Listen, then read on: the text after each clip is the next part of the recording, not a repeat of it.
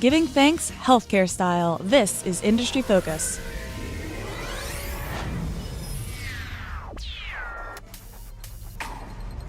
Hi everyone, welcome to Industry Focus. I'm Christine Hargis, and I am thankful to be joined by Todd Campbell.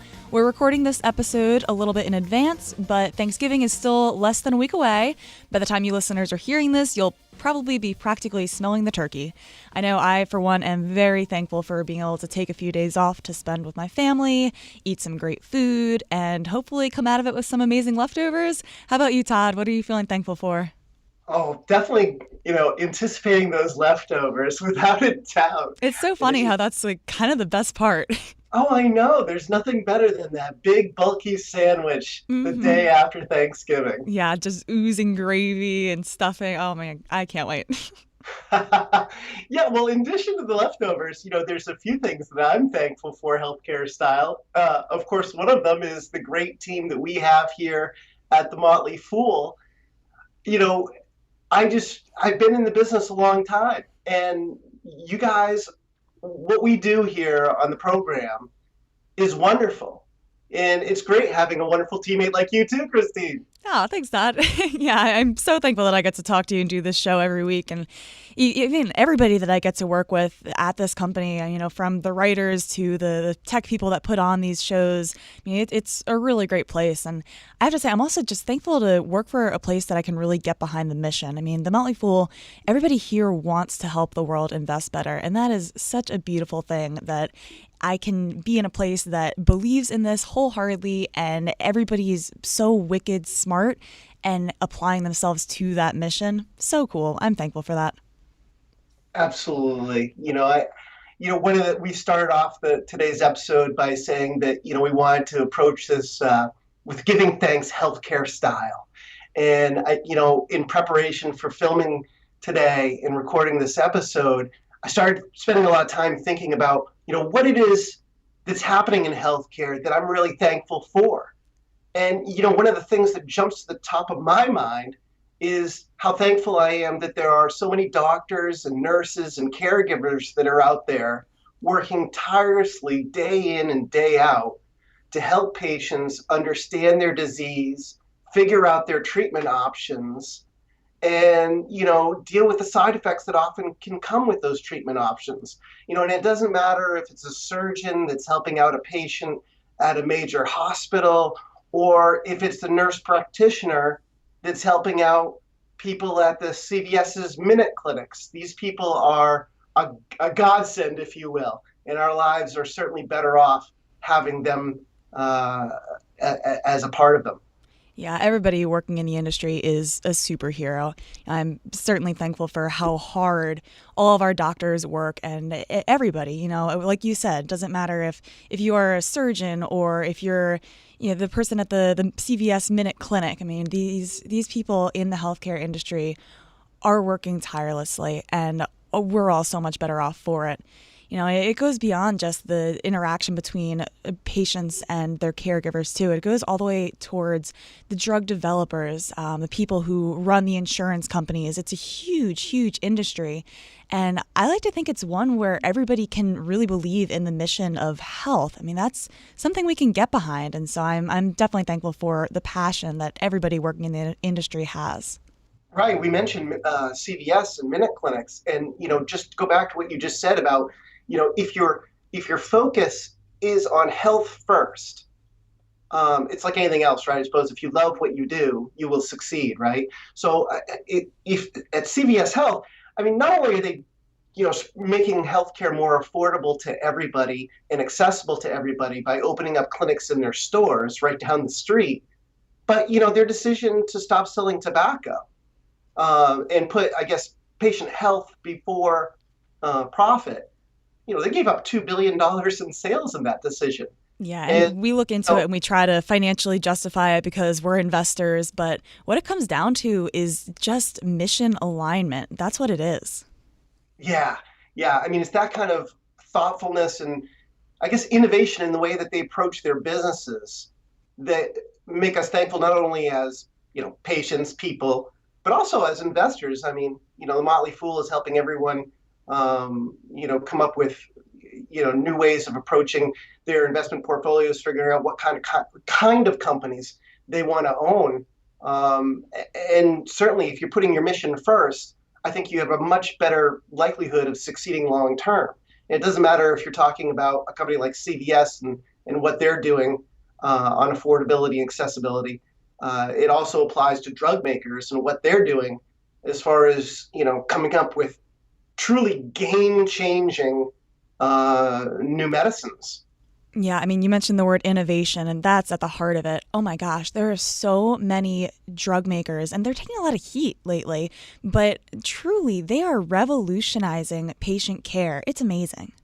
I think we forget sometimes that at each one of these companies, there's this team of scientists, people just like everyone else, who day in and day out are doing the hard work of digging into understanding the body's anatomy and how it will react to, different medicines and creating those medicines that can truly help us live longer, healthier lives. I mean, look what's been accomplished at Gilead Sciences in the past decade in both HIV and hepatitis C.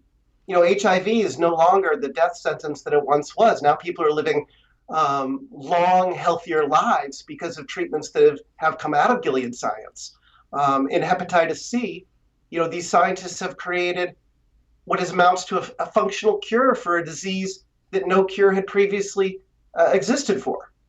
Yeah, indeed. I mean, and not only is it a cure, but the patient experience when you're going through hepatitis C treatment is so, so much better than the older generation of treatments. Yeah, 90% plus cure rates, easier to tolerate dosing regimens. I mean, these are things that, again, putting people first turns into is just good business overall. Yeah. So, I mean, there are so many examples that we could touch on with drug makers, but let's not forget about medical device makers, too. I mean, there's been some really great innovations there. Todd, can you think of any particular ones that you would say you're thankful for that innovation? I know, and I'm sure you do too, a lot of people that have diabetes. Yeah. And, one of the things that I've spent a lot of time, and we've touched upon past in the show, is a company called Dexcom. And what Dexcom is doing is, they're developing new ways to better track and report blood sugar levels in patients so that they can control those blood sugar levels and hopefully delay the progression of their disease so that they are living longer, healthier lives. So, yeah, I mean, like you said, it's not just the drug makers who are innovating in these ways. It's also the med tech companies like Dexcom that are, improving patient lives. Yeah, Dexcom was a great example to use right there. I mean, they are making a continuous glucose monitoring device so that you're not just getting a reading here and there and trying to manage your disease in a spotty sort of way, but it really is continual. It's a way of looking at your glucose levels and being able to really understand what's going on with your body so that hopefully you can better manage your disease. And there's so much that goes into treating diabetes, and it's awesome to see that there's so many different companies approaching the disease and trying to make the patient burden a little bit lighter. These are all chronic diseases that we need to make big inroads on over the next 30 years. Millions and millions of people are going to be suffering from heart disease, diabetes, various other conditions, Alzheimer's, and we need to continue to, move the ball forward and make sure that we've got that long-term focus. How are we going to address this problem in the long term? And, when you start thinking long term, it makes me think of other things that I'm thankful for in lessons that I've learned over my career or been taught in my career, not only by mentors, but also by family. I mean, my father is a former banker, and at an early age he taught me the value of saving and dollar cost averaging, and now those lessons today are helping ensure my family's financial security. That's amazing. Yeah, I mean, family is at the heart of everything. I mean, I can also look at my parents and immediately see how they've helped me become who I am today as a person and also, financially, just to to keep somewhat on topic, I mean, I would give the shout out to my father for teaching me how to have an eye for detail and how to work with numbers from a young age. And meanwhile, my mother is the one that got me interested in healthcare to begin with. She's always worked in healthcare. And she's always been a model for me for taking care of yourself and just how important health is. So the combination there, it's pretty easy to see how I ended up doing what I am doing right now, applying numbers and analysis to the world of healthcare. Right, being able to take the lessons that we learned early on. I suppose this is something that I know that I'm sharing it now with my children, and it's a generational thing. You earlier and earlier and earlier, you're educating them about, these things that could have, a big impact on their lives. And, I look at it and I say, okay, yeah, if you start earlier, start investing continuously, look what I've done. And if you even start earlier than I did, look where you could be financially when it gets to that point, when you're retiring. My mother, she was a social scientist. So, she taught me a lot about how to handle and deal with emotion. And, one thing that I think that investors are always dealing with is, how do I balance, the emotional reaction that I get when I see something come across my news feed versus, my long-term investing thesis. So, I mean, all of those skills that they taught me, I appreciate and value, and I'm thankful for as well. Yeah, I think we can both say that we're so thankful for all the people in our lives who have shaped us and taught us so many amazing things. And I would be remiss if I didn't throw a shout out to those that are working behind the scenes to put this podcast together. So thank you to Austin. Just gave him a wave out there. He does all of our taping. Danny, who does the behind the scenes on the episodes. There's so many other people that come together to make this show what it is. Todd, thank you for doing this every week with me. I have learned so much from you, and we always have such a good time. It's wonderful. It's something I look forward to every week, and hopefully so do the people who are tuning in. Yeah, speaking of, thank you so much to our listeners. I mean, this podcast would be all for nothing without those of you who tune in every week. Send us your questions and comments at industryfocus@fool.com. You guys are the reason that we come together to put this show on. So thanks to you guys, and I hope everybody has a fantastic Thanksgiving.